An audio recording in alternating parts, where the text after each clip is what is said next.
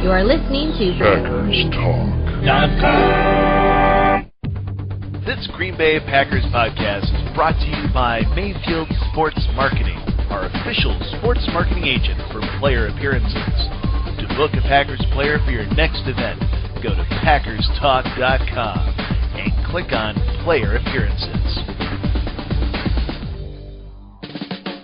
Are you looking for some signed Packer memorabilia? Look no further than Waukesha Sports Card. If the Green Bay Packer can sign it, Waukesha Sports Cards has it. Check our website for upcoming Packer player and legend signings. Go to WaukeshaSportsCards.com. Amanda, come in. 10-4. Have you infiltrated the security system yet? Locked and loaded. Ready to lower myself into the enemy war room. I'm lowering you down now. I have access. The Packers are in for a tough one this week. I need the password to proceed. The password is read option. I hate that password. Me too. You know which wires to cut. Always go for the green and gold. Here we go. I'm Amanda Lawson. And I'm Chris Calloway, and you're going with us behind enemy lines.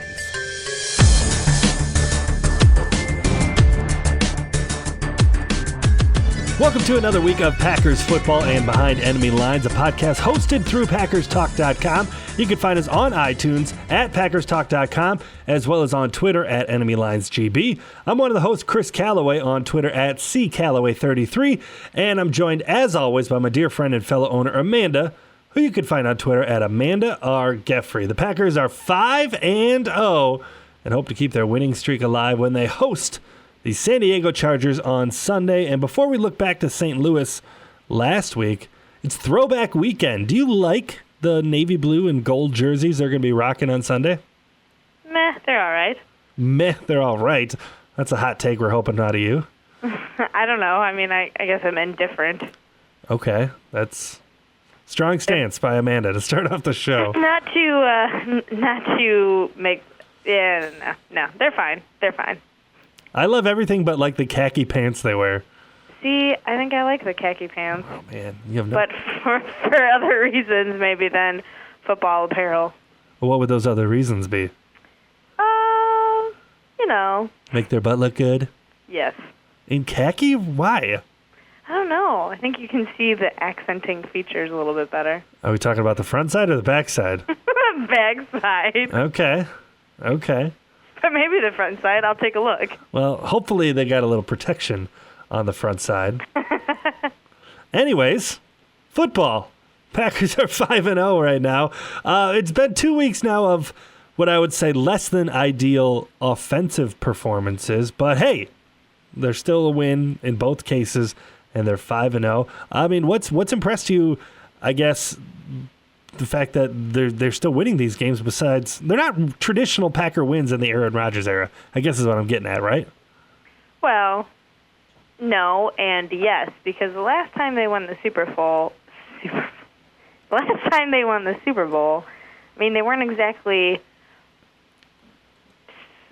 massive amounts of points on the board above opponents. I mean, there was a lot of great defense played in the games that they won leading up to the Super Bowl. Mm-hmm. Not necessarily in the playoffs, well, more so getting into the playoffs. Okay. So, I mean, yeah, these are some. I like that our defense is stepping up and really playing well. I think our offense is going to perform enough to get the job done.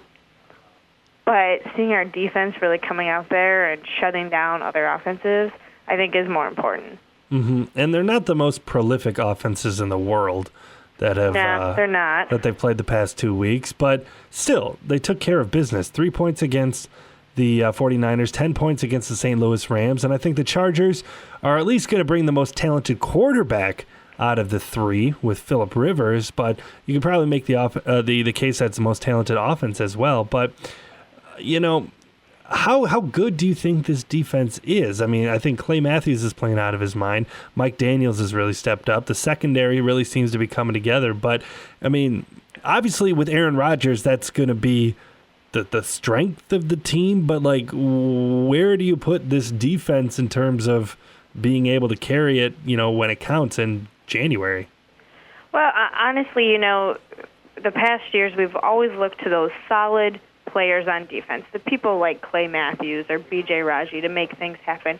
We can actually, I feel like the last couple games we've been able to rely on these rookies to make big plays and to be able to say, hey, I'm a part of this just as much as the next guy, and I'm going to make sure that I do my part to keep the quarterback in check and to keep the running game in check. And I don't know, it's just all pulled together really well. And like you said, we're not playing high-powered offenses. I think our real challenge will be when maybe we come back after the bye and we see Denver and then, maybe even later in the season against Arizona. Mm-hmm. But, the fact that we keep getting better each week. This is true. I don't know. What are your thoughts on that? Here's a good way to gauge it. What is the worst part of the Packers' defense? The running game. Stopping the run? Stopping the run, that's what I meant. Okay. I was hoping you'd have a longer pause there.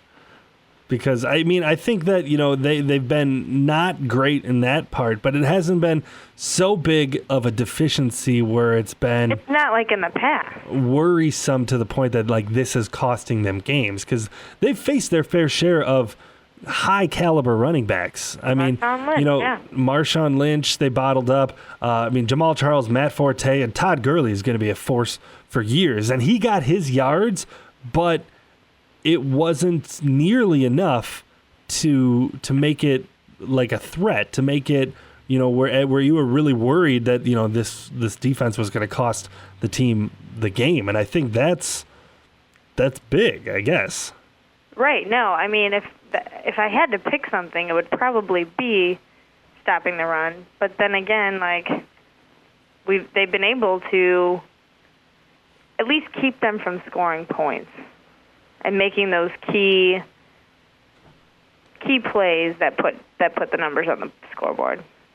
Yeah, that's kind of the idea, and scoring more points than the other team, which Thank you for they've that done. breakdown on how they've done that works. in 5 games in a row. I don't know if you This you is not noticed golf. That.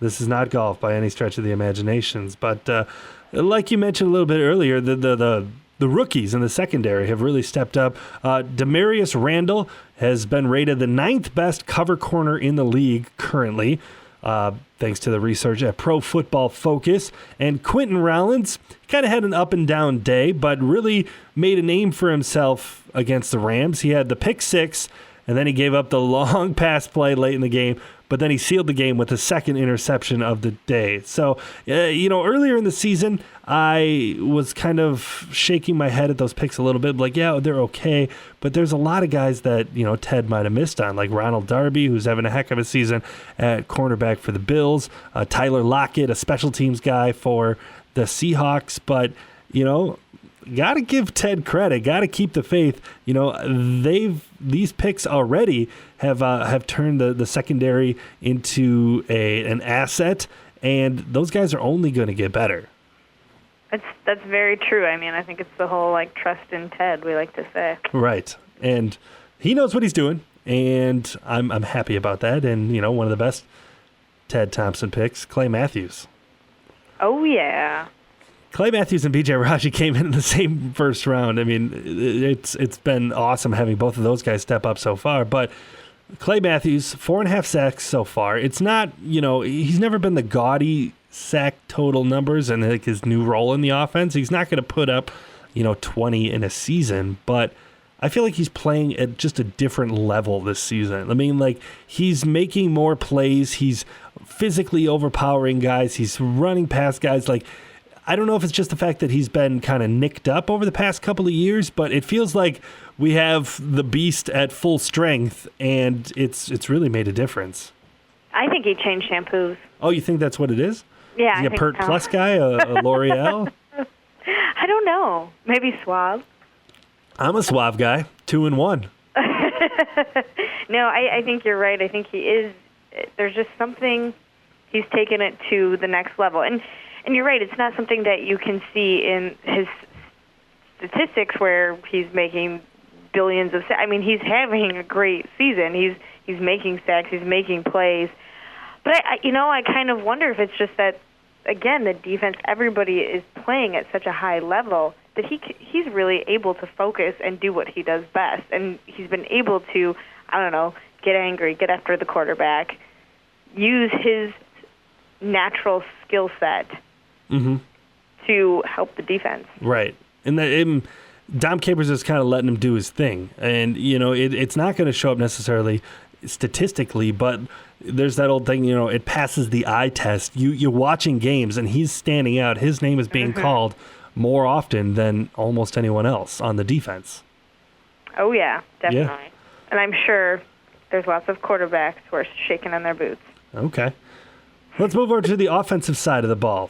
What are the names? Brian Bulaga, Randall Cobb, Eddie Lacy, Davante Adams, Andrew Corliss, and TJ Lang all have in common? Injury. They've all been injured for different lengths so far this season. Davante Adams did return to practice earlier this week. Brian Bulaga getting worked back into the mix a little bit. TJ Lang, he said he's going to be okay, but you never know. It was a little bit scary when he went down. Randall Cobb isn't at 100%. Eddie Lacy isn't 100%. Andrew Corliss is out for, I don't know what they say, injured reserve designated to return. Going to be out for a while. How long can the offense keep winning with, guys pretty much dropping like flies? Well, looking at the schedule, I think they're going to want some healthy players for Carolina. Yeah. They're going to want people to be stepping back in. I'm not too nervous for the next 2 games because I don't think they have as strong of defenses that our offense can't make something work. But I think Carolina is going to be probably the next big challenge where it's like, hey, we're going to want to have most of these guys back, especially on the line. I mean, Denver's pretty good. Yeah, they are, but I think I'm waiting for them to break. Oh, the Broncos just as a team? Yeah, I think that they're going to come on down. I don't know. That's fair. That's fine. I haven't been overly impressed with them. The bye week is coming at a good time, that's for sure. Yes, it is. And, you hope that, you can kind of regroup from that point and start to put all the pieces back in place for Aaron Rodgers. But the good news is they're cruising in the division. I mean, Detroit is garbage. Jeez. Chicago somehow has won the past 2 weeks.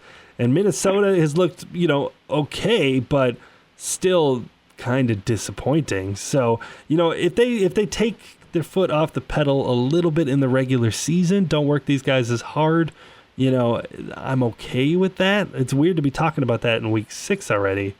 Yeah. But, get Ty Montgomery in there a little bit more. He's looked good. I mean, he has.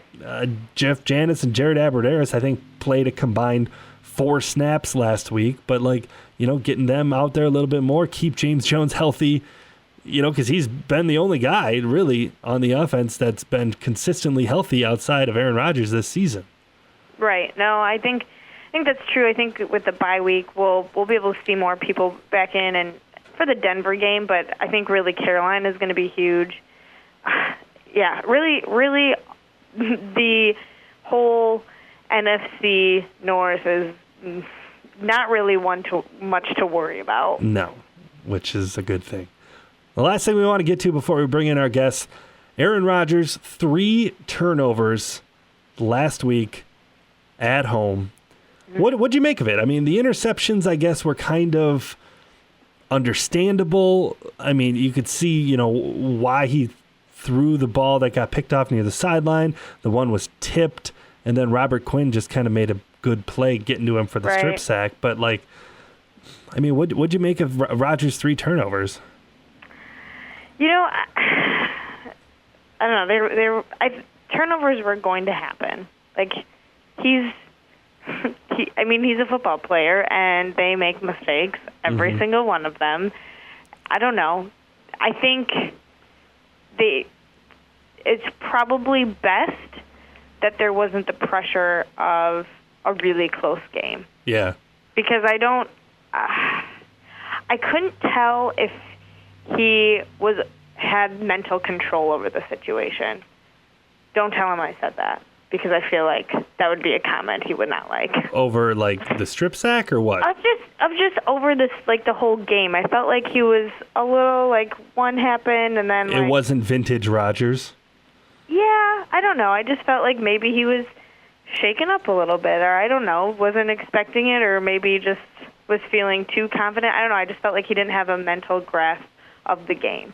Like, he did enough to make plays and enough to win. Like, this sounds bad, but, like, I just feel like if it would have been a closer game, I wouldn't have wanted to be in that situation because I feel like it could have gone very far in the wrong direction. I mean, I think we got to give St. Louis's defense a little bit of credit. They're very good on the front line, and I mean, our offensive line did very well. But Robert Quinn, Aaron Donald were able to get some pressure on, and I had a feeling that once a turnover came, it might come in a bunch. But hopefully that you just get it out of their system, and at the end of the day, not to be overly cliche, they still got the win. Oh right, no, that's all that matters, and they'll watch game tape and they'll figure it out, and we move on to this week. And this week, it's throwback weekend. The alternate jersey is going to be out in full force at Lambeau Field this weekend. I'll be there wearing my Acme Packers. Do you have a throwback jersey? I have a Acme Packers t-shirt and hat, so I'll be good to go. I don't know if it's necessarily going to be t-shirt weather, but I'm going to bust out my old Donald Driver. There you go. Jersey, yeah. There you go. Well, let's take a look at the Chargers. They're coming in. How about we bring in our guest? Sounds good. Let's bring him in. Now we'd like to welcome our guest, Bernie Wilson, to the show. Bernie is a San Diego sports writer for the Associated Press. You can find his work and follow him on Twitter at Bernie Wilson. Welcome to the show, Bernie. It's great to have you. Thanks, Amanda and Chris. It's an adrenaline rush to be on. Well, that's good to hear. So let's start first with the Chargers' gut-wrenching loss in the final seconds against Pittsburgh on Monday night.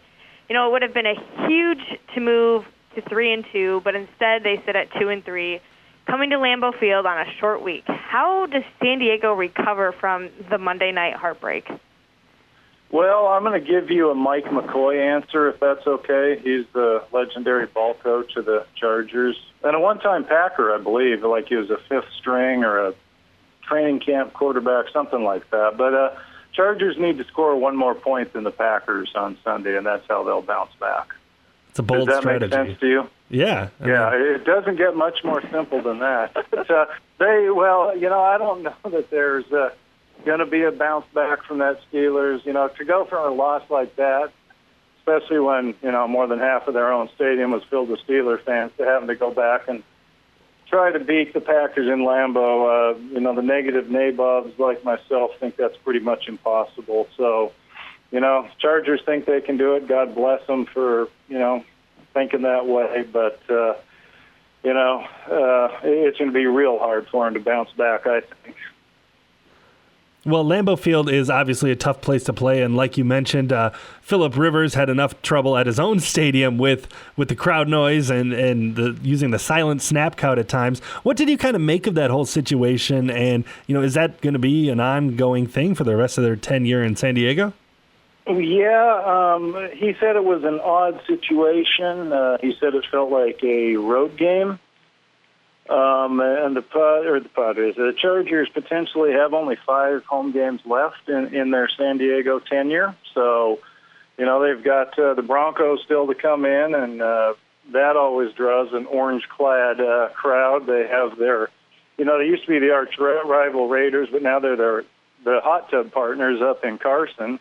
And, Raider Nation always shows up in its, the finest thuggery outfits. So, the Bears come out here on a Monday night. I don't know how well they travel with their team not doing real well. So there's still, the potential for, lots of visiting fans to find a way to buy tickets and, at Qualcomm Stadium and make life miserable for Phillip. Well, before we get more into the Chargers, I'm curious to hear your take on the Packers and what this game kind of is to the fan base. Obviously, the respect is there for the undefeated Denver Broncos in the same division, and I can imagine the same holds true for defending champion New England Patriots in the AFC. Even though the same familiarity isn't there, do you think the Chargers fans regard the Packers in the same manner? As who the like the Broncos and the Patriots. Broncos? Yeah. It's a great question. I don't think they do. The Broncos, Chargers fans hate Peyton Manning. They hate the Broncos, because Peyton Manning and the Broncos usually beat the Chargers. They absolutely despise New England because New England's beaten them a couple times in the playoffs, and, the Charger fans are, like everybody else, think the Patriots cheat. In fact, a local columnist wrote recently that the Patriots might have cost the Chargers a stadium, because they beat them out here in the divisional round in it's been a while, 06. And then they beat them in the AFC Championship game after the 07 season. And so the thinking is if they cheated to win those games, then those games may have cost the Chargers a stadium. That's a little bit far-fetched. But I don't think there is the same hatred for the Packers, although the Packers, I've covered the Chargers 25 years, and every time the Packers play out here, there are millions of cheeseheads in the stadium. It's just similar to, Monday night and the Steeler fans. Of course, the stadium only holds 70,000, so a million's a little inflated, but you get the drift. Right.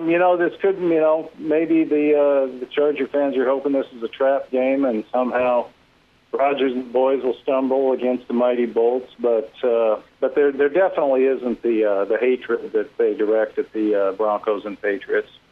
Well, on Monday night, it was obvious that, especially in the red zone, Phillip Rivers welcomed back Antonio Gates with open arms. 2 touchdowns on Monday night, and Ladarius Green, it seems like he's been okay. But what does Antonio Gates in particular mean to this offense? Well, at this point, pretty much everything. He can still get mismatches with the best of them. He's always been excellent in the red zone, as you saw Monday night. He came back from his drug suspension in great shape. In fact, he had lost a few pounds. And as you saw Monday, he was the go-to guy for a while, but curiously, the Chargers seemed to get away from him for a little bit.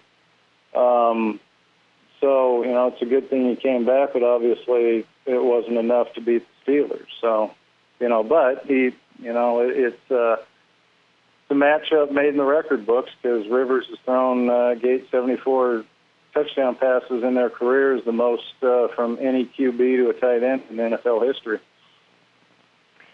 Well, so Melvin Gordon is returning to Wisconsin this weekend, and he's looked good to me at times, but he is really yet to have that breakout game. Have you seen enough out of him to think that game might be coming soon? Yeah, just so you know, we call in the press box we call him Cheese since he is from Wisconsin, played at Wisconsin. But he's had his moments. He's the game, I believe it was at Cincinnati. After a while, they all went together. He had 4 runs of 20 yards or more. So he's got potential, but right now he's running behind I guess it's not fair to call it a dog meat O-line, but, they weren't superstars to begin with, and now they're all banged up. So part of it is, they just can't get anything going in the running game. And, he's 5 games in, he still doesn't have a touchdown, which is pretty confounding for a, first-round draft pick, guy who's supposed to be a home run hitter. Well, yeah, you're not going to get those holes if the offensive line isn't blocking. And one place that the Packers have really looked better this season, at least in my opinion, is on the defensive line, especially with B.J. Raji coming back. Mike Daniels looking really good. Plus, that offensive line going to have to contend with Clay Matthews as well. What could it look like in the trenches when the Chargers have the ball on Sunday? It could look very ugly. Last Cheese, maybe Cheese will be so motivated to score his first NFL touchdown in Lambeau Field that he'll actually do it. But, Danny Woodhead has looked great this year. They only had him for 3 games last year before he broke his leg, but he is an absolute change-up, and he's capable for going off for 70 yards here and there every once in a while. So, that could be the magic weapon. But, yeah, it could be a massive mismatch, Charger O-line against the Packers D-line. Well, I mean, looking at the Packers' offensive side of the ball, last week we didn't see that usual fire from Rodgers and receivers as we're used to, spoiled Packers fans that we are. Who on the defensive side of things might give Aaron Rodgers trouble this weekend? Well, it probably won't be Manti Te'o because he has an ankle injury, so you might scratch him from the list. Melvin Ingram can bring the heat. Keep an eye on the other Melvin. He's number 54, outside linebacker. Donald Butler, inside linebacker. Sometimes he can be a thumper. Sometimes he, cannot be a thumper. He had a real miserable year last year after signing a long-term contract. So, he's trying for a bounce-back year. Though, Corey Legit, defensive end, he can bring the heat. I always mispronounce it. I only have to spell it right. Jerry Atauchu, the other outside linebacker. He's a possibility too. It just, sometimes they go for long stretches without getting their name called. Sometimes Atauchu, I just can't get this guy's name right, but I only have to spell it right. Sometimes he'll have his name called 3 straight plays. Same with Ingram. So I would say those two, and then the wild cards would be Donald Butler and Corey Legit. And the defense has also been susceptible to some big plays this season, which I'm sure the Packers would love to exploit as well. I think that was kind of characterized by that long touchdown pass that Michael Vick threw earlier this week on Monday Night Football. How do you think the defense goes about shoring up that aspect, trying to contain the big plays that Aaron Rodgers and offense might try to bring into the game on Sunday? Well, if Rodgers tries to toast Brandon Flowers like the Steelers did, then it could be a score fest for the Packers. Flowers hasn't looked good all year.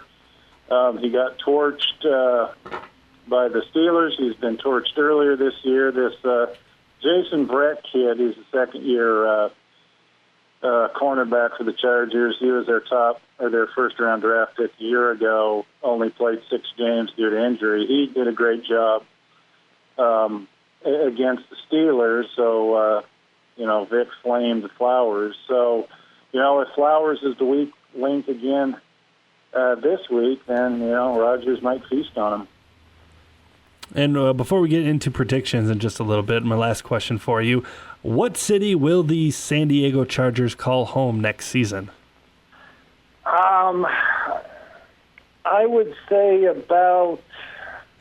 I know I'll be wrong because nobody really knows what's going to happen. I'm going to cop out and say there's a 50% chance they'll be playing at the L.A. Memorial Coliseum and a 50% chance they'll be stuck in the dump fondly known as Qualcomm Stadium. So how's that for a cop-out? I thought John Gruden said on Monday night that it's his favorite stadium to come to. I think it's because he won a Super Bowl there, but...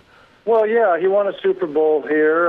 It was 90 degrees on Monday. It's not 90 degrees in a lot of places in America right now. Right. If the NFL doesn't want to be here, they've already pulled the Super Bowls. I mean, you can put lipstick on a pig. Qualcomm is a pig, but, most of the owners like coming here. And, this year, you get pounded with El Nino, but most first Sundays in February, it's sunny and 72, and it's not Detroit or Houston or Jacksonville or some of these other places that have gotten Super Bowls. So I guess if they don't want to be here, we, keeps the streets open for the locals. So, nobody really knows how this thing's going to play out. But there's a good chance that the Chargers will be stuck here with very little leverage if their plans fall apart in L.A. All right. Well, thank you for your input on the Chargers and what they're going to bring to Lambeau Field on Sunday night, or Sunday afternoon, I should say. Next, we want to talk about predictions. How do we think this game is going to roll out? I know, Bernie, you said that you think it's going to be a score fest maybe for the Packers. What do you think is going to happen at Lambeau Field? All right, I'll give you two answers. If it were Mike McCoy, he'd say that the Chargers need to score one more point. I'm not going to go there. I'll say Packers win 35-14.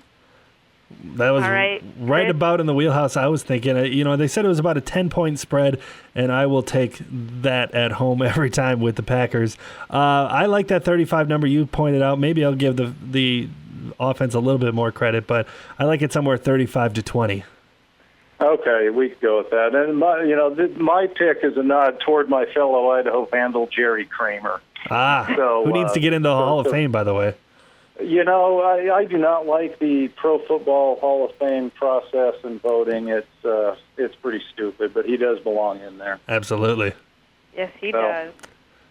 All right. I see a little bit higher scoring game. Maybe just because after talking to you, Bernie, but I think we'll see 42-13 Packers. Wow, that at is home. high scoring. Man, I hope the scoreboard operator's thumb is ready for that one.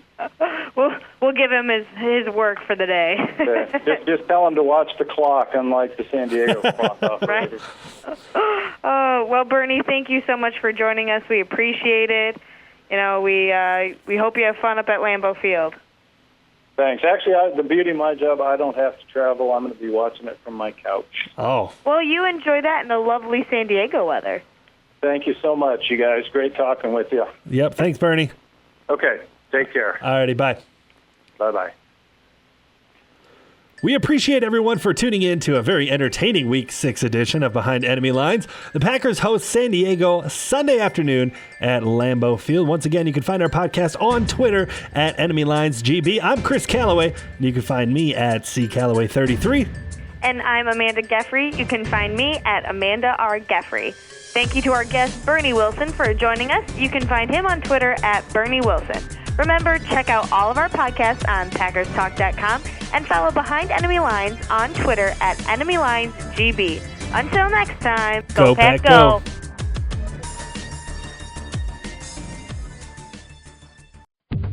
This Green Bay Packers podcast is brought to you by Mayfield Sports Marketing, our official sports marketing agent for player appearances. To book a Packers player for your next event, go to PackersTalk.com and click on Player Appearances. Are you looking for some signed Packer memorabilia? Look no further than Waukesha Sports Card. If the Green Bay Packer can sign it, Waukesha Sports Cards has it. Check our website for upcoming Packer player and legend signings. Go to WaukeshaSportsCards.com.